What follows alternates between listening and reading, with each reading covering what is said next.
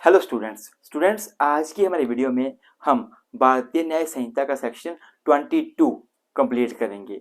हमने भारतीय न्याय संहिता की लेक्चर सीरीज शुरू की थी और हम ऑलरेडी काफ़ी ज़्यादा लेक्चर बना चुके हैं। अगर आपने वो वीडियो लेक्चर नहीं देखी हैं तो आप इस वीडियो के डिस्क्रिप्शन में जाइएगा, वहाँ पे मैं प्ले लिस्ट ऐड कर दूंगा, तो आप सारे वीडियो लेक्चर एक्सेस कर सकते हैं। तो आज की वीडियो में हम लोग defence of unsoundness of mind के बारे में डिस्कस करेंगे। तो बिना टाइम वेस्ट किए मैं आप सभी का आपके YouTube channel law with twins में हार्दिक स्वागत करता हूं और इसी के साथ आज की वीडियो को शुरू करते हैं।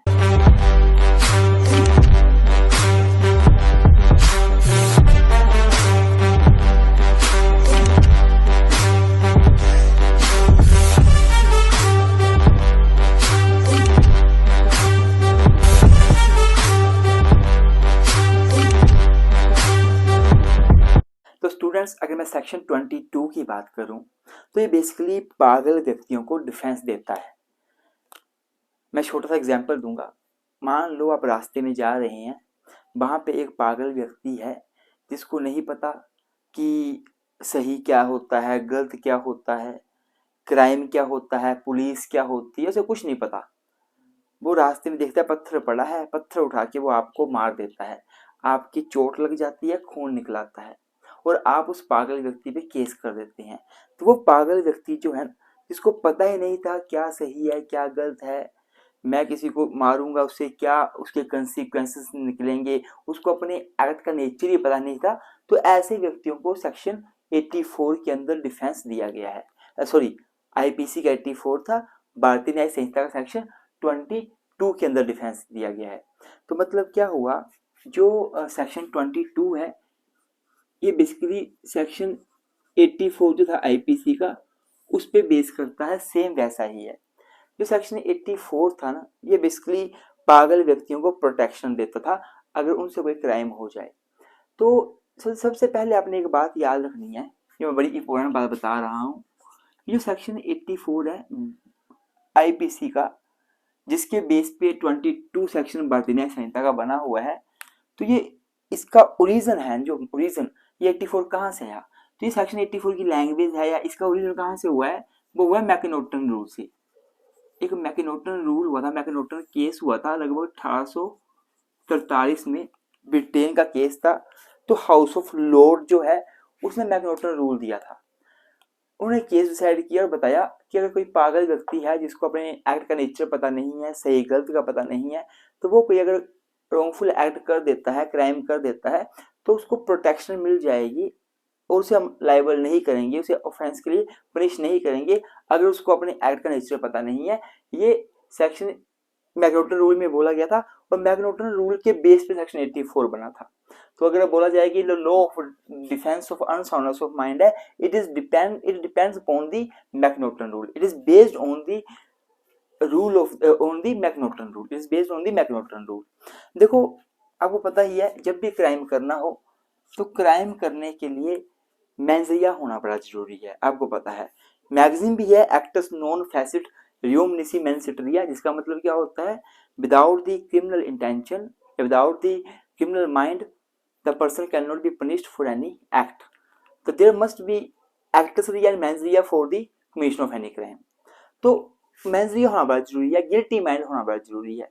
लेकिन जो व्यक्ति पागल होता है, अनसाउंड माइंड का होता है, तो आपको पता ही है वो व्यक्ति कभी भी मेंजरिया फ्रेम नहीं कर सकता, उसे वो कभी चला के दिखा ही नहीं सकता, उसे पता ही नहीं है क्या सही है क्या गलत है। जो है ही पागल, वो कैसे मेंजरिया कॉन्स्टिट्यूट करेगा, किसके प्रति बुरी मंशा कैसे बनाएगा, वो पागल है।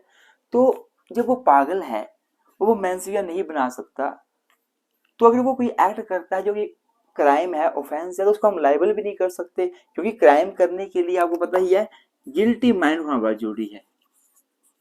पर as you all know that the person who is of unsound mind cannot frame the requisite mens rea, therefore he cannot be held liable for the any crime for his act।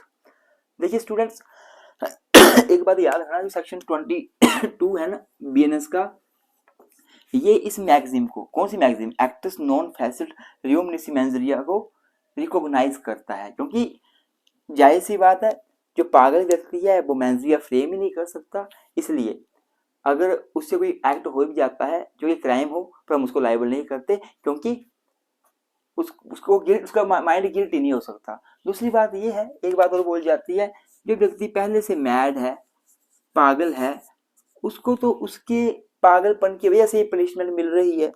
जो खुद ही पागल है उसको उसका पागलपन होना ही punish कर रहा है, वो खुद ही दुनिया में सजा काट रहा है कि वो पागल है। तो उसको क्या सजा दोगे आप? क्या ही सजा दे दोगे उसको? क्या ही आप उसको पनिश करके किसी को न्याय दिला दोगे जो पहले से ही सजा काट रहा है? तो इसलिए भी पागल व्यक्ति को सजा देना अच्छा नहीं माना जाता, अच्छा नहीं माना जाता। तो कुछ लाइंस हैं जो बड़ी इंपॉर्टेंट लाइंस हैं जो आप लिख सकते हो। जहाँ लिखा हुआ है, section 22 of BNS states that unsoundness of mind is a defense to criminal charge on theory that one who is insane has no mind and hence cannot have the necessary mens rea to commit a crime. In fact, a madman is punishable by his own madness. जो पागल व्यक्ति है वो अपनी madness की वजह से punish हो रहा है, उसको पनिशमेंट मिल चुकी है क्योंकि वो पागल है, उसे और क्या पनिशमेंट दोगे आप? More over, act of N insane person is unintentional and involuntary. कोई व्यक्ति पागल है, वो कोई एक्ट करेगा, उसका एक्ट अनइंटेंशनली होगा और इनवॉलंटरली होगा, उसकी इच्छा से नहीं किया होगा, उसने ऐसे कर दिया होगा। No court can correct him by way of punishment. कोई भी कोर्ट उसको पनिशमेंट देकर सही नहीं कर सकता। जो है ही पागल, उसको क्या सजा कर दोगे आप? कैसे उसको सजा देकर सही कर दोगे? Section 84 of the IPC and the 22 of the BNS is based on the principle of mens rea, that is actus non facit reum nisi mens rea, which means an act does not make a person guilty without his guilty mind. कोई भी कार्य किसी व्यक्ति का उसे guilty, उसे दोषी नहीं बना देता केवल उसके दोषी कार्य से, जब तक कि उसका माइंड, जब तक कि उसका दिमाग दोषी ना हो, दिमाग गिल्टी ना हो। तो सेक्शन 22 है, it is based on the rule laid down firstly in by the House of Lord in 1843 in the McNaughton case. अब ये सारी बातें जो है इंट्रोडक्शन में आप लिख सकते हो। अब हम आगे बढ़ते हैं, हम 22 सेक्शन के इसेंशियल्स कर लेते हैं। तो स्टूडेंट्स, अगर मैं इसेंशियल्स की बात करूं तो अगर सेक्शन 22 आप भारतीय न्याय संहिता का पढ़ते हैं तो आपको बेयर लैंग्वेज में यही दो इसेंशियल देखने को मिलेंगे। पूरी लैंग्वेज पढ़ेंगे, मैंने उस लैंग्वेज को तोड़कर इसेंशियल बनाए हुए हैं बड़े सिंपल से। तो दो ही इसेंशियल है। पहला इसेंशियल तो यही है कि जो पर्सन है वो जो भी क्राइम कर रहा है, जिसके ऊपर क्राइम की बात चली हुई है, वो व्यक्ति पागल होना चाहिए, अनसाउंडनेस ऑफ माइंड का होना चाहिए उस टाइम पे जिस टाइम पे उसने ऑफेंस किया। Person must be of unsoundness of mind at the time of committing of the offence. अर्थात जब व्यक्ति ने क्राइम किया, ऑफेंस किया, उस टाइम पे वो पागल होना चाहिए। कई बार ऐसा भी होता है ना कि व्यक्ति जब क्राइम कर ऑफेंस कर रहा था उस टाइम पे ठीक हो और बाद में हो सकता है टेंशन से, डर से वो पागल हो जाए, तो वो नहीं चलेगा। जब क्राइम कर रहा हो उस टाइम पे वो पागल होना चाहिए, पहली बात तो। अब दूसरी बात ये सारी इकट्ठी है कि because of his unsoundness of mind, उस अनसाउंडनेस ऑफ माइंड की वजह से at the time of commission of the offence, उस अनसाउंडनेस ऑफ माइंड की वजह से क्या हो रहा है? पहली बात, either he is incapable to knowing the nature of his act। पहली बात तो ये है कि वो अपने एक्ट का नेचर ही पता नहीं कर पा रहा, वो पागल है, उसकी वजह से या तो वो अपने एक्ट का नेचर ही पता नहीं कर पा रहा, उसे पता ही नहीं है वो क्या करने जा रहा है। जैसे एक व्यक्ति ने पत्थर उठाया, किसी के सर पे मार दिया, उसको पता ही नहीं है वो क्या कर रहा। या एक व्यक्ति ने तलवार निकाली और घुमा घुमा के किसी गर्दन काट दी, उसको पता ही नहीं है वो क्या कर रहा। या तो ये होना चाहिए कि either he is incapable to knowing the nature of his act, वो incapable है अपने एक्ट का नेचर पता करने के लिए, या फिर दूसरा के या फिर और he may know the nature of his act, या फिर हो सकता है वो अपने एक्ट का नेचर उसको पता हो। कोई व्यक्ति पत्थर मार रहा है, उसको पता है पत्थर मार रहा हूं मैं और उसको खून निकलेगा, उसको हानि होगी। या कोई व्यक्ति तलवार से किसी का गला काट रहा है, उसको पता है कि मैं गला काट रहा हूं, वो मर जाएगा। या कोई व्यक्ति एक दूसरे को गोली मार रहा है, उसको पता है कि मैं गोली मार रहा हूँ, ये मर जाएगा, इसकी जान चल जाएगी। He may know the nature of his act, वो अपने एक्ट का नेचर जानता है, but he does not know, पर वो ये नहीं जानता that what he is doing is either wrong और कंट्रेरी टू लॉ, वो अपने एक्ट का नेचर जानता है, पर उसको ये नहीं पता कि जो मैं कर रहा हूँ ये लॉ के अगेंस्ट है, ये लॉ के अगेंस्ट है और मुझे ये नहीं करना चाहिए। उसे ये नहीं पता, उसे ये पता है मेरा एक्ट का नेचर क्या है, मैं क्या करने जा रहा हूँ, पर उसे ये नहीं पता कि वो सही है गलत है। वो सोच रहा है मेरा एक्ट सही है, इवन तो उसको पता है वो नेचर क्या उसका, उससे क्या कंसिक्वेंसेस निकल के आएंगे, पर वो क्या सोच रहा है कि यार जो भी है ठीक है। मैं एग्जांपल देता हूँ, जैसे कि मैंने लिखा भी है बड़ा अच्छा एग्जांपल कि कोई ए है, उसने बी को हिट किया, ए ने बी को हिट किया अंडर द डिल्यूजन, इस डिल्यूजन में, इस बहम में, that he is saving him from sin and sending him to paradise. भाई ए ने बी को मारा इस डिल्यूजन में, इस बहम में कि ए बी को मारकर उसको सेव कर रहा है और उसको जन्नत में भेज रहा है, उसको जो है सेव करके बचाकर जन्नत में भेज रहा है। उसे पता है मैं इसको जान से मार रहा हूँ, पर उसको ये नहीं पता कि ये गलत है सही है, उसको लग रहा है ये सही है, मैं मार तो रहा हूँ पर इसको मैं जन्नत में भेज दूंगा। तो ये बात है। जैसे केस हुआ बड़ा अच्छा केस है, Ashruddin versus king, very very very important case. लो 1949 का कलकत्ता का। इस केस में क्या हुआ था ना, एक व्यक्ति था, उसका 5 साल का बच्चा था, तो वो अपने बच्चे के साथ रहता था। एक बार क्या हुआ, उस व्यक्ति को रात को सपना आया और उसे ऐसा हुआ कि उसे ऐसा लगा कि उससे जो है उसके बच्चे की बलि भगवान मांग रहा है। तो उसे लगा कि अगर मैं बच्चे की बलि दे दूंगा तो बच्चा भी जन्नत में चला जाएगा और मुझे भी जन्नत मिल जाएगी। तो अगली सुबह को व्यक्ति उठा और अपने बच्चे को मोस्क वहां चले गया, मोस्क में मस्जिद में, और वहां उसने बच्चे को बलि दे दी, बच्चे की जान से मार दिया बच्चा। जब उसके ऊपर केस चला तो उसने बोला कि जज साहब मुझे पता था मैं क्या करने जा रहा हूँ, मुझे पता था मैं अपने बच्चे को मार रहा हूँ, लेकिन मुझे ये नहीं पता था ये गलत है सही है, मुझे अपने एक्ट का नेचर के बारे में पता नहीं था, एक्ट का नेचर के बारे में पता नहीं था। मुझे लगा कि ठीक है इसको मार रहा हूँ अच्छी बात है, जन्नत मिल जाएगी, मुझे नहीं पता था कि ये एक्ट लॉ के अगेंस्ट है। तो जज साहब ने उसकी बात को सुना और उसको defence of unsoundness of mind मिल गया।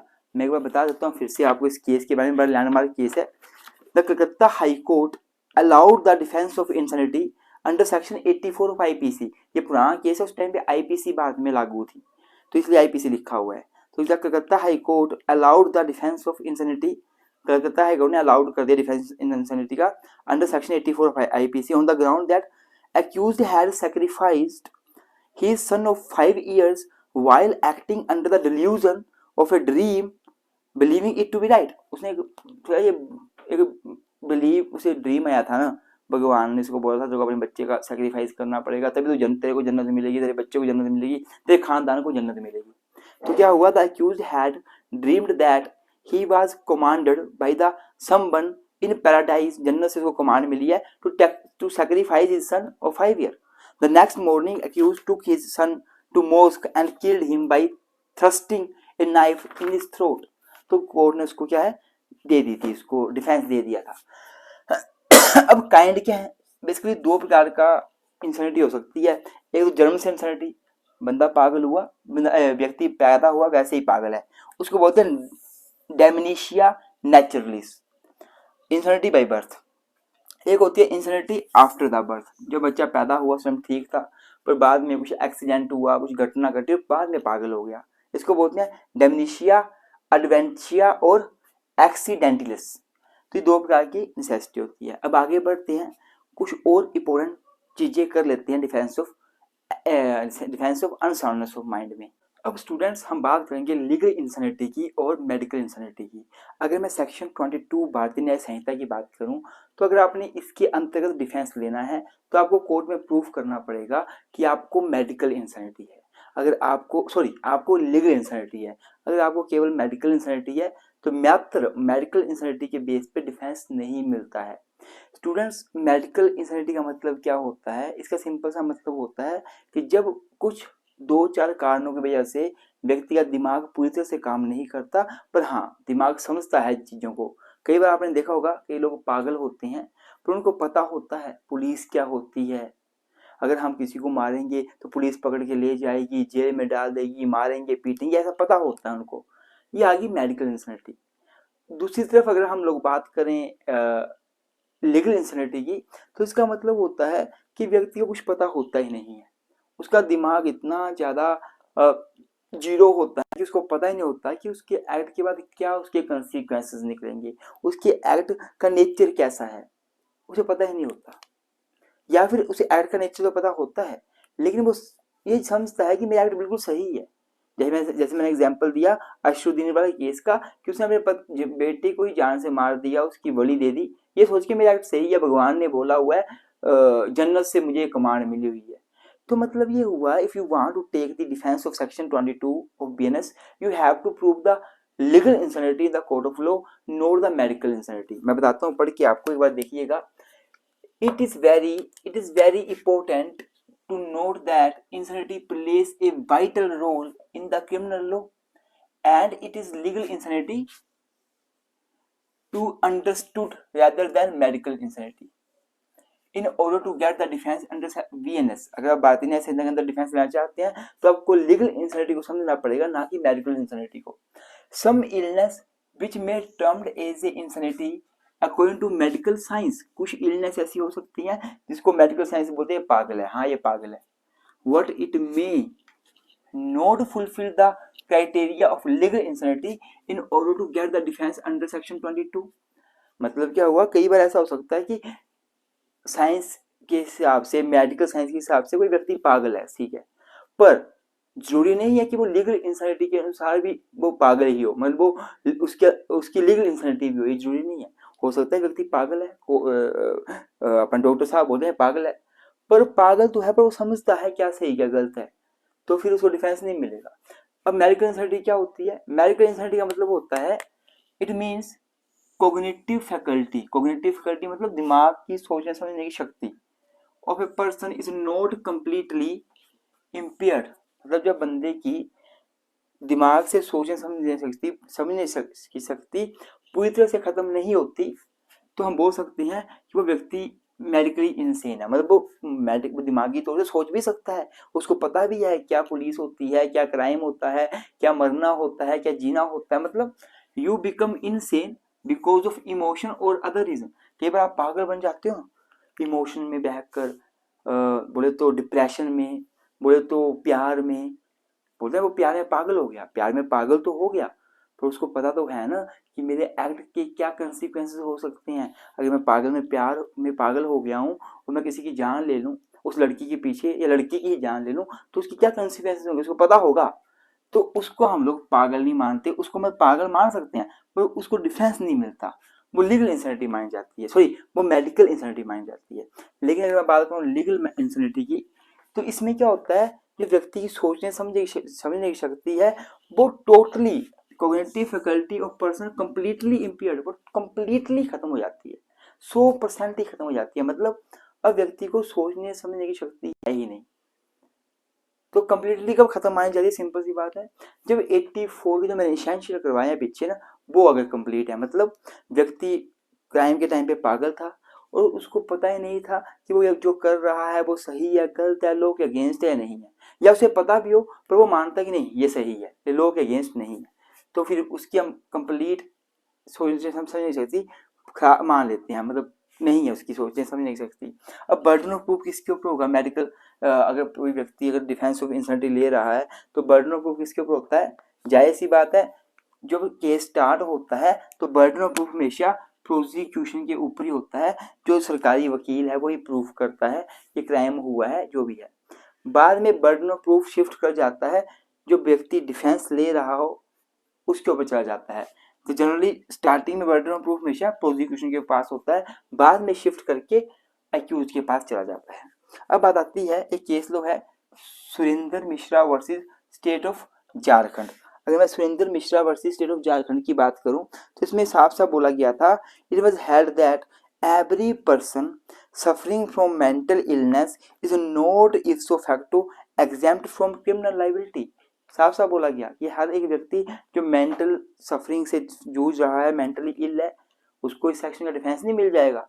अब मेंटली प्रॉब्लम तो 100 लोगों को हो सकती है, पर हर कोई व्यक्ति क्राइम करके यहाँ डिफेंस नहीं ले सकता। यहाँ पे केवल वही व्यक्ति डिफेंस ले सकता है जो अपनी लीगल इंसैनिटी प्रूफ कर देगा। लीगल इंसैनिटी मतलब उसका दिमाग टोटली इम्पेयर्ड है, उसको पता ही नहीं है क्या है क्या नहीं। 84 की जो मैंने 22 की जो मैंने बातें बोली, जो लैंग्वेज बिहेवियर लैंग्वेज जो मैंने तोड़ के बताई एसेंशियल, वो चीज़ें पूरी होनी चाहिए, बस सिंपल सी बात है। अब बात ही आती है irresistible impulse as a defence. क्या इंडिया में इररेसिस्टिबल इम्पल्स को एज ए डिफेंस यूज किया जा सकता है? ये होता क्या इररेसिस्टिबल इम्पल्स, ये आता कई बार क्वेश्चन। इसका मतलब होता है कि बार आपने देखा होगा कि किसी व्यक्ति को बड़ा ज़्यादा गुस्सा आता है, बहुत ज़्यादा क्रोध आता है, इतना क्रोध आता है कि वो अपने आप को कंट्रोल नहीं कर सकता। वो जानता है कि वो किसी के साथ गलत कर रहा है, किसी को मार रहा है, उसको सजा हो जाएगी, पर जब क्रोध आता है तो वो अपने आप को रोक ही नहीं पाता और मार के ही दम लेता है। उसको बोलते हैं इरिसिस्टेबल इम्पल्स। तो मैं आपको बताना चाहूँगा हमारी कंट्री में इरिसिस्टेबल इम्पल्स का डिफेंस नहीं है। अर्थात अगर कोई व्यक्ति है उसको बहुत ज़्यादा क्रोध आता है, इतना क्रोध आता है कि वो अपने आप को रोक ही नहीं सकता और किसी की जान ले लेता है। वो जानता है कि मैं जान ले रहा हूँ, मैं किसी को मार रहा हूँ, इसके क्या कंसिक्वेंसेस होंगे, फिर भी उसका ऐसा लेवल है कि वो अपने आप को कंट्रोल कर नहीं सकता। तो अगर वो किसी को मार दे तो उसको डिफेंस नहीं मिलेगा, वो अनसाउंडनेस ऑफ माइंड इस सेक्शन के अंदर डिफेंस नहीं ले सकता। ये इंडिया में अलाउड नहीं है, आपको यहाँ डिफेंस नहीं मिलता, ना यहाँ मिलता है बीएनएस के 22 में, ना ही आईपीसी के 84 में मिलता था। तो ये सारी बातें आपने भारतीय न्याय संहिता के सेक्शन 22 अर्थात defence of unsoundness of mind में लिखनी है। अब स्टूडेंट्स अगर आप हमसे नोट्स लेना चाहते हैं, नोट्स भी परचेज कर सकते हैं। हमने बहुत अच्छे नोट्स बनाए हुए हैं सिंपल लैंग्वेज में, बहुत सिंपल लैंग्वेज में। तो नोट्स बाई करने के लिए आप हमारे व्हाट्सएप नंबर 9816634276 पे मैसेज करें, या फिर आप हमारे व्हाट्सएप नंबर 9816492276 पे मैसेज करें, आपको नोट्स मिल जाएंगे। अगर आप हमारे पेड लेक्चर लेना चाहते हैं तो आप इन व्हाट्सएप नंबर पे मैसेज करके लेक्चर्स के बारे में पूछ सकते हैं।